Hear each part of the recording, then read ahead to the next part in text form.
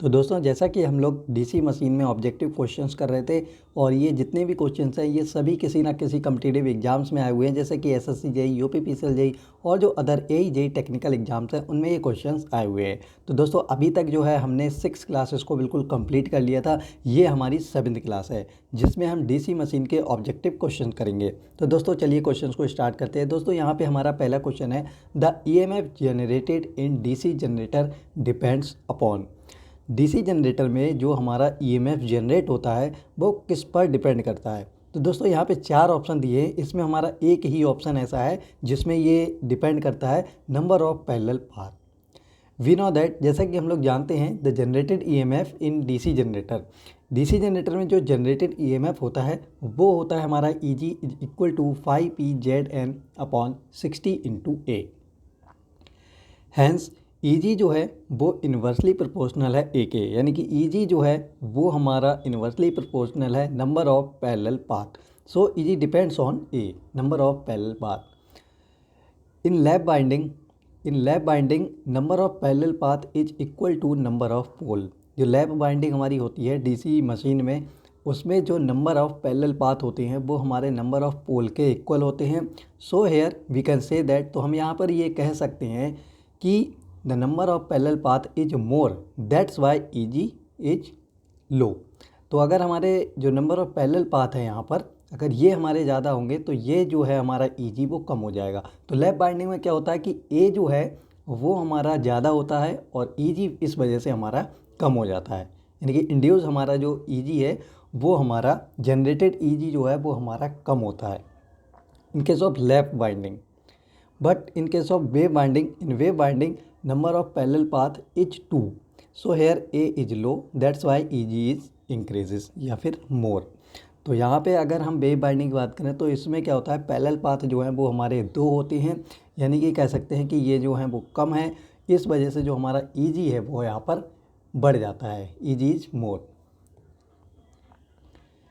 Armature coil of A DC machine is usually made up of. तो जो DC machine की जो armature coil होती है वो यूजुअली बनाई जाती है। तो दोस्तों इसको हम बनाते हैं कॉपर के द्वारा। Armature coil of A DC machine is usually made up of copper. देखिए जो कॉपर होता है वो आपका गुड कंडक्टिविटी, उसकी जो कंडक्टिविटी होती है वो बहुत अच्छी होती है। बट जो रिलेटिव परमिएबिलिटी होती है, रिलेटिव परमिएबिलिटी जिसे हम म्यू आर से शो करते हैं, इसकी जो वैल्यू होती है वो 1 से कम होती है। Which part of the electrical machine provided mechanical support to the poles and path for magnetic flux. Which part of electrical machine का ऐसा कौन सा पार्ट है जो प्रोवाइड कराता है हमारा मैकेनिकल सपोर्ट को टू द पोल्स के लिए मैकेनिकल सपोर्ट को प्रोवाइड कराता है, और जो मैग्नेटिक फ्लक्स है उसके लिए भी हमारा ये जो है वो पाथ प्रोवाइड कराता है। Electrical machine provided mechanical support to the pole and path for magnetic flux, that part is called yoke. तो जो हमारा योक होता है वो इलेक्ट्रिकल मशीन का एक ऐसा पार्ट है जो कि मैकेनिकल सपोर्ट प्रोवाइड कराता है पोल्स के लिए, साथ ही जो हमारा योक है वो मैग्नेटिक फ्लक्स के लिए भी पाथ प्रोवाइड कराता है। तो योक जो है वो हमारा प्रोटेक्ट एक्सटर्नल मैकेनिकल इंजरी। तो जो एक्सटर्नल मैकेनिकल जो इंजरी होती है उससे भी ये प्रोटेक्ट कराता है। फॉर स्मॉल मशीन, जो स्मॉल डीसी मशीन होती हैं उसका हम जो योक है उसे हम बनाते हैं कास्ट आयरन से, और जो लार्ज मशीन है उसे हम बनाते हैं कास्ट स्टील से। देखिए यहाँ पे स्मॉल मशीन का जो कास्ट आयरन से बनाने का पर्पज़ ये है कि ये जो आयरन जो है वो थोड़ा जो है भारी होता है, तो अगर हम छोटी मशीन में अगर हम लगा देते हैं तो कोई दिक्कत नहीं। बट अगर हम उसी चीज़ से अगर हम बड़ी मशीन को बनाएंगे तो वेट जो है वो बहुत ही ज़्यादा हो जाएगा, तो हम बड़ी मशीन को कास्ट स्टील से बनाते हैं। Frequency of electromotive force generated by generator depends upon. तो जो इलेक्ट्रोमोटिव फोर्स जो होता है जनरेटर के द्वारा जो जनरेट होता है वो किस पर डिपेंड करता है। तो दोस्तों ये हमारा करता है मोशन और नंबर ऑफ पोल्स। जैसा कि दोस्तों हम लोग जानते हैं, आप लोगों ने ये फार्मूला पढ़ा होगा, N S is equal to 120F/P।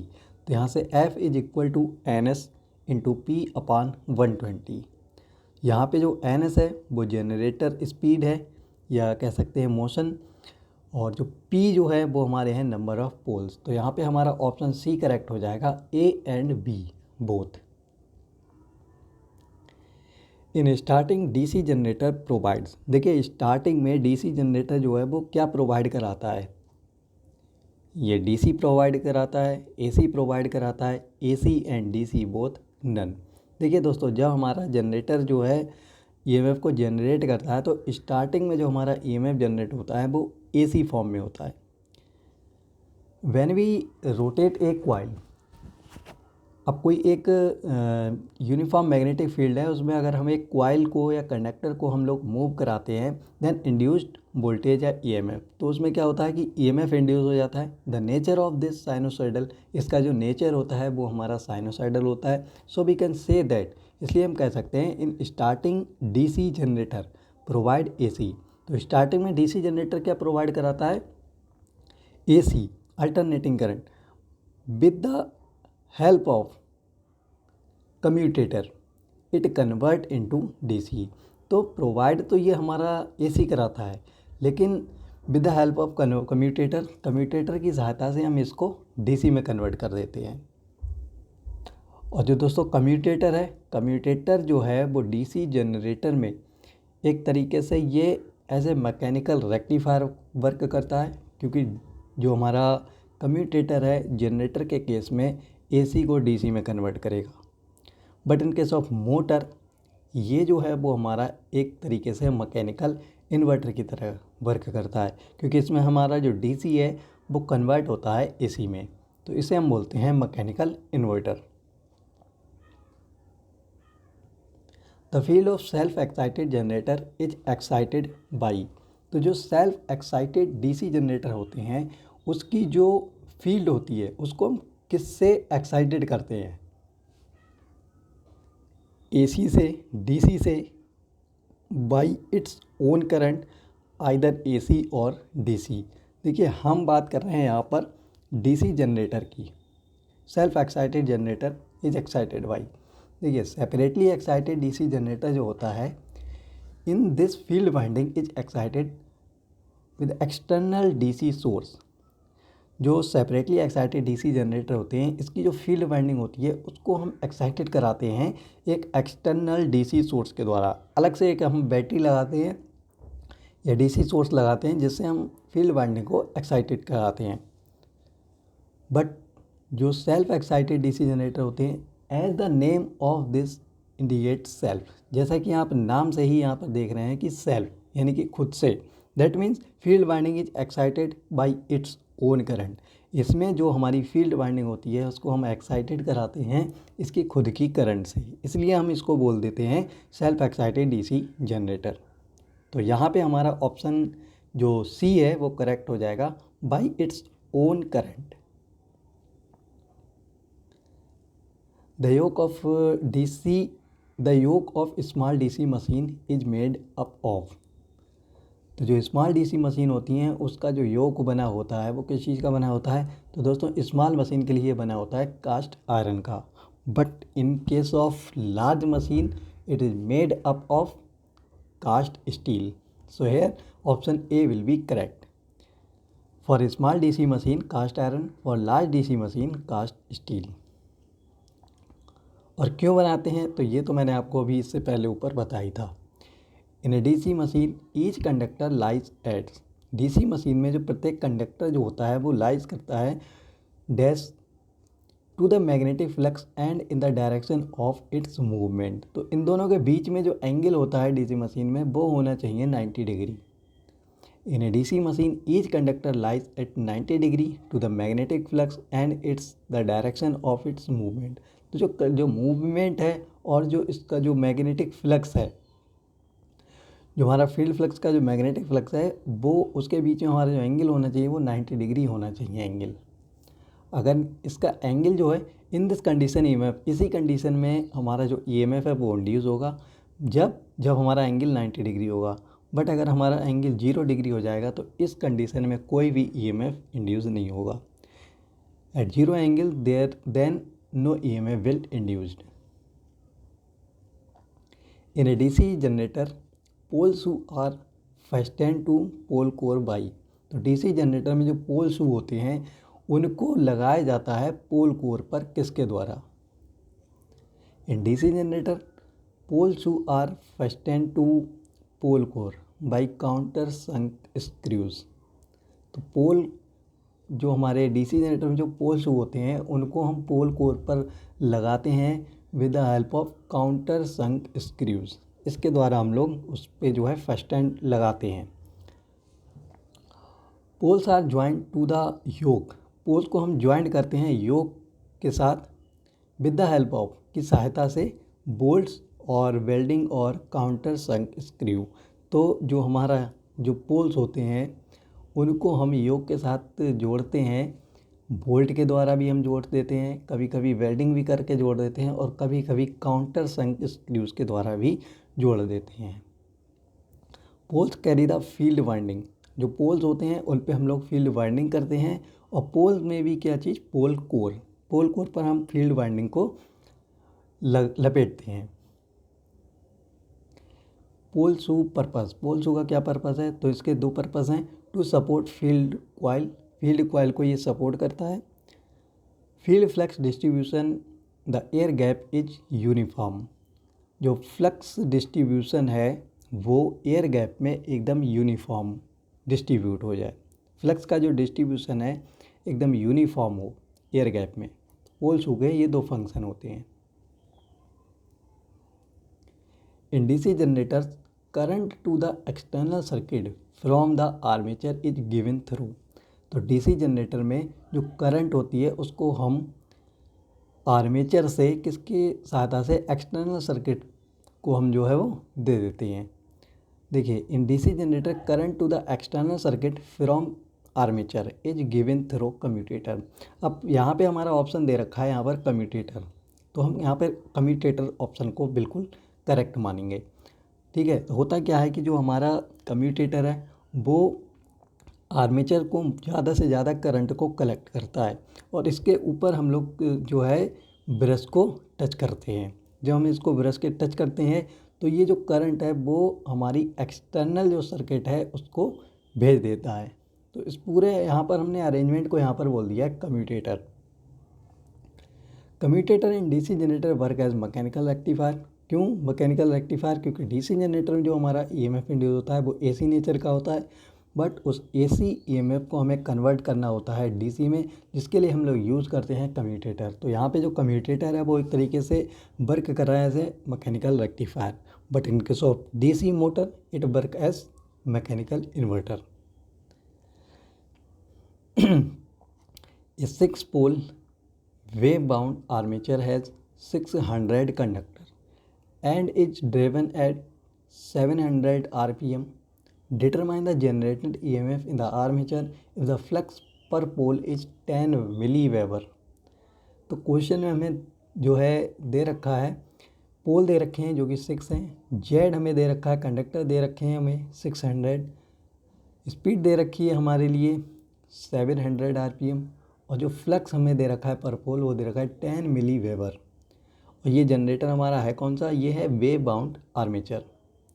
तो वेव बाउंड आर्मेचर के लिए जो हमारे नंबर ऑफ पैरेलल पाथ होते हैं वो होते हैं 2। जैसा कि हम जानते हैं कि जनरेटेड ईएमएफ का फार्मूला होता है EG is equal to 5PZN upon 60A।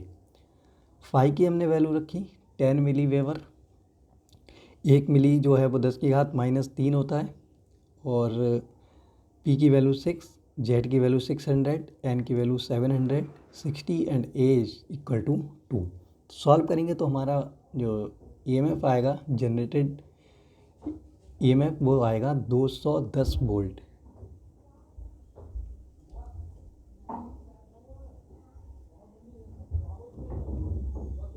In armature winding, the distance between the segment to which the end of coils are connected is. In armature winding, the distance between the segments to which the end of coils are connected is.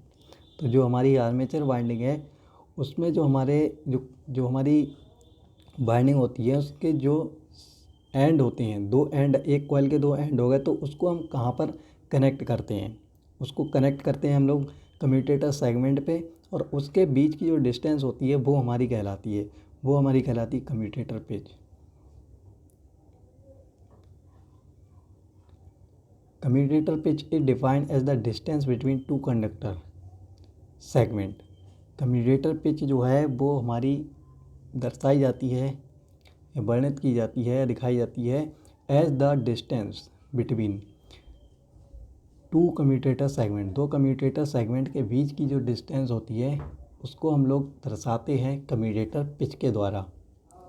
इन विच, जिसमें दो and को जो है same armature coil are connected, जिसमें हम क्या करते हैं, जो हमारी आर्मेचर कॉइल है उसके जो दो एंड हैं उनको हम कम्यूटेटर सेगमेंट पे कनेक्ट करते हैं। We measure commutator pitch in terms of commutator bar और सेगमेंट। तो जो हमारी कम्यूटेटर पिच है इसको हम लोग मेज़र करते हैं कम्यूटेटर बार और कम्यूटेटर सेगमेंट में। In a 6 pole DC machine 90 mechanical degree corresponds to how many electrical degree? We know that relation between theta electrical and theta mechanical, P is equal to 6 and theta mechanical is equal to 90 degree. तो हमसे theta electrical पूछा है, तो theta electrical is equal to P/2 into theta mechanical, ये हमारा formula होता है। इसमें हम जब वैल्यू लगाएंगे तो इसकी वैल्यू निकल के आएगी 270। सो here option A will be correct. When a singleton coil rotates in a uniform magnetic field at a uniform speed, the induced EMF will be। जब एक सिंगलटन कॉइल को हम रोटेट कराते हैं एक यूनिफॉर्म मैग्नेटिक फील्ड में eight uniform speed, एक uniform magnetic field में एक यूनिफॉर्म स्पीड से हम इसको रोटेट कराते हैं, तो जो हमारा EMF इंड्यूस होता है वो हमारा होता है अल्टरनेटिंग।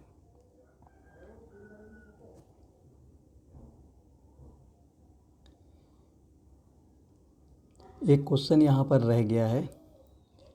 ये क्वेश्चन था कि यहाँ पर जो है हमारा कम्यूटेटर का क्या वर्क है। तो कम्यूटेटर जो है वो जनरेटर के केस में वर्क करता है as a mechanical rectifier, but in case of motor it work as a mechanical inverter. When a singleton coil rotate in a uniform magnetic field at uniform speed the induced EMF will alternating. That means EMF change with respect to time. तो यहाँ पे आप देख रहे हैं कि जो EMF है वो हमारा टाइम के साथ यहाँ पर हर एक पॉइंट पर चेंज हो रहा है। तो ये जो है हमारा एक अल्टरनेटिंग शो कर रहा है, जिसकी हमारी एक वैल्यू प्लस E0 है और दूसरी हमारी माइनस में E0 है, मैक्सिमम और मिनिमम।